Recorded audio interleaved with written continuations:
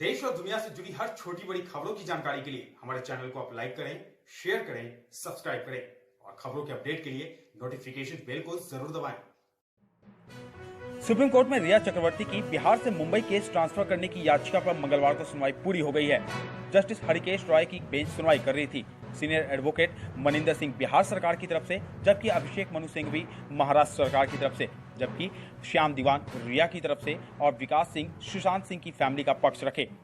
रिया चक्रवर्ती की तरफ से सुशांत केस को पटना से मुंबई ट्रांसफर कराने की याचिका पर सुप्रीम कोर्ट ने फैसला सुरक्षित रखा है। सुप्रीम कोर्ट गुरुवार को अपने फैसले में ये तय करेगा कि बिहार में दर्ज एफआईआर को मुंबई को ट्रांसफर किया जाए या नहीं।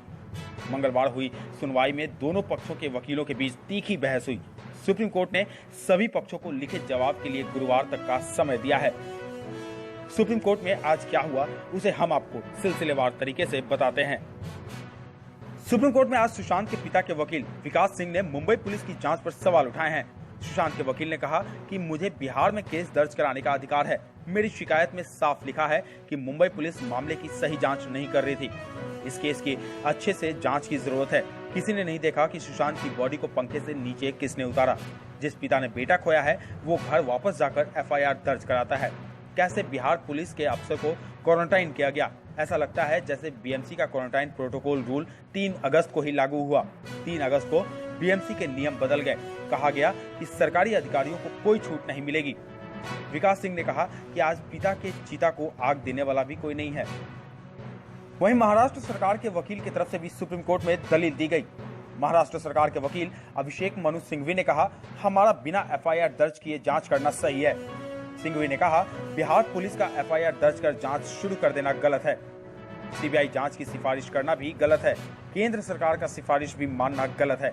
हमारा बिना एफआईआर दर्ज किए जांच करना सही है।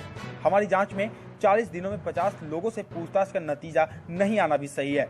घटना जहां पर हुई है उस राज्य की सहमति सीबीआई जांच के लिए जरूरी है। अपवाद ये है कि हाईकोर्ट या सुप्रीम कोर्ट अपनी ओर से भी सीबीआई जांच का आदेश दे सकता है, लेकिन ऐसा बेहद रेयर केस में होना चाहिए। सिंघवी ने कहा, मान लीजिए कल मुंबई में कोई हिट एंड रन केस हो जाए। अगर पीड़ित और आरोपी दोनों ये कहने लगे कि हमें मुंबई पुलिस पसंद नहीं है, जांच केरल या किसी और राज्य की पुलिस करे, तब क्या होगा? महाराष्ट्र सरकार के वकील सिंघवी ने कहा कि किसी याचिका के ट्रांसफर की मांग पर इससे पहले इतना सेंसेशनलिज्म नहीं देखा है। हर एंकर रिपोर्टर एक्सपर्ट बना हुआ है। जांच और सच प्रभावित हो रहे हैं। मुझे नहीं पता सुशांत ने सुसाइड किया या नहीं, लेकिन यहाँ सीआरपीसी का जरूर मर्डर हुआ है। महाराष्ट्र सरकार के वकील अभिषेक मनु सिंघवी ने सुप्रीम कोर्ट में सीलबंद लिफाफे में सुशांत केस की जांच रिपोर्ट सौंपी। इस रिपोर्ट के सीलबंद होने पर सुप्रीम कोर्ट ने ऐतराज जताया, जिस पर सिंघवी ने कहा, मैंने जांच रिपोर्ट फाइल की है जो कि सील कवर ही होनी चाहिए। वहीं बिहार सरकार की तरफ से सीनियर एडवोकेट मनिंदर सिंह ने सुप्रीम कोर्ट में कहा कि मुंबई पुलिस ने सुशांत केस में कभी एफआईआर दर्ज नहीं की। अगर आप किसी केस में जांच के लिए किसी को भी बुलाते हैं तो एफआईआर का होना जरूरी है, लेकिन मुंबई पुलिस ने लगातार इस केस में देरी की। ऐसा भी हो सकता है कि उन पर किसी तरह का सरकारी दबाव रहा हो। हमारे साथ किसी तरह का सहयोग नहीं किया गया। जब जांच के लिए ऑफिसर गए तो उसे क्वारंटाइन के नाम पर डिटेंशन में रख दिया गया। बता दें, सुनवाई के दौरान बिहार पुलिस ने मुंबई पुलिस से अहम सवाल करते हुए पूछा कि जब आपने एफआईआर दर्ज नहीं की तो जांच कैसे शुरू कर दी। वहीं सुनवाई के दौरान रिया के वकील से कोर्ट ने पूछा, सीबीआई जांच चाहते हैं या नहीं, जिस पर रिया के वकील ने मुंबई में जांच कराए जाने की दलील दी, जिसके जवाब में कोर्ट ने कहा कि सीबीआई जांच चाहते हैं या नहीं। पहले आपकी तरफ से सीबीआई जांच की मांग की गई थी। आपको बता दें, रिया चक्रवर्ती पहले सीबीआई जांच की मांग कर रही थी, लेकिन अब वो अपनी ही बातों से मुकर चुकी हैं। वहीं रिया के वकील श्याम दीवान ने कहा कि रिया सुशांत से प्यार करती थी। वे उनकी मौत के बाद से ही सदमे में हैं। रिया को सोशल मीडिया पर ट्रोल किया जा रहा है। रिया के वकील ने कहा कि पटना में जो एफआईआर दर्ज हुई है उसे महाराष्ट्र ट्रांसफर करने की मांग है। बांद्रा पुलिस स्टेशन की एफआईआर ट्रांसफर की जाए। श्याम दीवान ने कहा कि पटना में एफआईआर दर्ज की गई, जबकि वहां घटना ही नहीं हुई थी। 38 दिनों की देरी से एफआईआर दर्ज कराई गई। अगर मामले का ट्रांसफर पटना से मुंबई नहीं होता तो रिया को इंसाफ नहीं मिल पाएगा। एफआईआर दर्ज होने के पीछे राजनीतिक वजह है। एक अतिरिक्त हलफनामा मीडिया ट्रायल पर रोक लगाने के मांग के लिए है, जिस पर अदालत गौर करे। रिया के वकील के मुताबिक रिया, उनके भाई और पिता के फोन वापस कर दिए गए हैं। डाटा रिकवर करने के बाद तीनों के फोन वापस किए गए हैं। आपको बता दें, आज ईडी की तरफ से रिया, उनके पिता और उनके भाई का फोन जब्त कर लिया गया था। वहीं केंद्र की तरफ से सॉलिसिटर जनरल तुषार मेहता ने कहा कि बंद लिफाफे में रिपोर्ट बेबुनियाद है। 56 बयान कानून की नजर में बेमतलब हैं। सिर्फ गैर कानूनी बयान दर्ज किए गए हैं। अभी ईडी जांच कर रही है। ईडी के साथ सीबीआई को भी जांच का अधिकार है। मामले का राजनीतिकरण हो रहा है। वहीं बिहार सरकार की तरफ से भी दलील दी गई। बिहार सरकार के वकील मनिंदर सिंह ने सनसनीखेज बात कही। मनिंदर सिंह ने कहा कि अखबारों में सीएम के बेटे का नाम है, इसलिए सीबीआई जांच जरूरी है। बता दें, सुशांत केस में फैसला सुरक्षित रखा गया है और गुरुवार तक सभी पक्षों से लिखित जवाब मांगा गया है। सभी पक्ष यानी महाराष्ट्र सरकार, बिहार पुलिस, मुंबई पुलिस और केंद्र सरकार से। आपको बता दें, आज मंगलवार को सुप्रीम कोर्ट की सुनवाई से पहले सुशांत की बहन ने ट्वीट किया।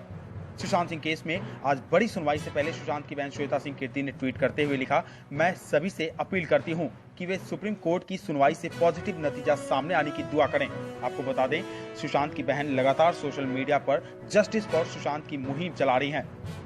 रिया चक्रवर्ती की तरफ से केस को गुमराह करने के लिए बार बार सुशांत के परिवार पर आरोप लगाया जा रहा है कि सुशांत के अपने पिता से रिश्ते अच्छे नहीं थे। लेकिन अब हम आपको एक ऐसा स्क्रीनशॉट दिखाने जा रहे हैं जो रिया के सभी आरोपों को झूठा साबित कर देगा। ये है रिया के नाम सुशांत के पिता का व्हाट्सएप मैसेज। सुशांत के पिता ने 2019 में रिया को मैसेज किए थे, जिसमें उन्होंने रिया को लिखा था कि वे सुशांत से उसकी बात करा दें। ये मैसेज 29 नवंबर 2019 का है, जिसमें सुशांत के पिता ने लिखा, जब तुम जान गई कि मैं सुशांत का पापा हूँ तो बात क्यों नहीं की? आखिर बात क्या है? फ्रेंड बनकर उसका देखभाल और उसका इलाज करवा रही हो तो मेरा भी फर्ज बनता है कि सुशांत के बारे में सारी जानकारी मुझे भी रहे, इसलिए कॉल कर मुझे भी सारी जानकारी दो। लेकिन रिया की तरफ से सुशांत के पिता को कोई भी जवाब कभी भी नहीं दिया गया। जिसके बाद सुशांत के पिता ने बेटे की बिजनेस मैनेजर रही श्रुति मोदी को भी व्हाट्सएप किया था। उन्होंने लिखा था, मैं जानता हूँ कि सुशांत के सारे काम और उसे भी तुम देखती हो, वो अभी किस स्थिति में है इसके लिए बात करना चाह रहे थे। सुशांत से बात हुई थी तो वो कह रहा था कि मैं बहुत परेशान हूँ। अब तुम सोचो कि एक पिता को कितनी चिंता होगी उसके लिए, इसलिए तुमसे बात करना चाह रहा था। अब तुम बात नहीं कर रही हो तो मैं मुंबई आना चाहता हूँ, फ्लाइट का टिकट भेज दो। बता दें, ये मैसेज भी सुशांत के पिता ने श्रुति मोदी को 29 नवंबर को 2019 में भेजा था। सुशांत के पिता के इस व्हाट्सएप चैट के सामने आने के बाद आज एक बार फिर से ये साबित हो चुका है कि सुशांत सिंह ने आत्महत्या नहीं की थी, बल्कि सुशांत की हत्या की गई थी। इधर आज सुशांत सिंह केस में अपना बयान दर्ज कराने के लिए सुशांत की बहन मीतू सिंह ईडी ऑफिस पहुंची। ईडी ने मीतू का बयान दर्ज कर लिया है। बता दें, मीतू सुशांत सिंह के परिवार की पहली सदस्य हैं जिनसे ईडी ने पूछताछ की है। वहीं आज एक बार फिर से सुशांत की पूर्व मैनेजर और रिया की मैनेजर श्रुति मोदी ईडी के दफ्तर पहुंची। श्रुति के पहुंचने के कुछ देर बाद सुशांत के दोस्त सिद्धार्थ पिठानी भी ईडी दफ्तर पहुंचे, जहां दोनों से ईडी के अधिकारियों ने एक बार फिर से लंबी पूछताछ की। केस में ईडी अपनी अलग से फाइनेंशियल एंगल पर जांच कर रही है। बता दें, ईडी को पूछताछ के दौरान श्रुति मोदी ने बताया कि जब से रिया सुशांत की जिंदगी में आई थी, वे ही सुशांत की जगह फैसले लेती थी। रिया सुशांत के फाइनेंशियल और प्रोजेक्ट फ्रंट पर भी फैसले लेती थी। श्रुति फरवरी 2020 के बाद से सुशांत के संपर्क में नहीं थी। 4 घंटे चली लंबी पूछताछ के बाद श्रुति मोदी ईडी दफ्तर से निकल गईं। ईडी का रिया एंड फैमिली पर शिकंजा कसता जा रहा है। ईडी रिया और उनके परिवार से इस मामले में 2 बार पूछताछ कर चुकी है। बता दें, ईडी 2 बार की पूछताछ के बाद भी रिया के जवाबों से संतुष्ट नहीं है और आने वाले दिनों में फिर से रिया एंड फैमिली को पूछताछ के लिए बुलाया जा सकता है।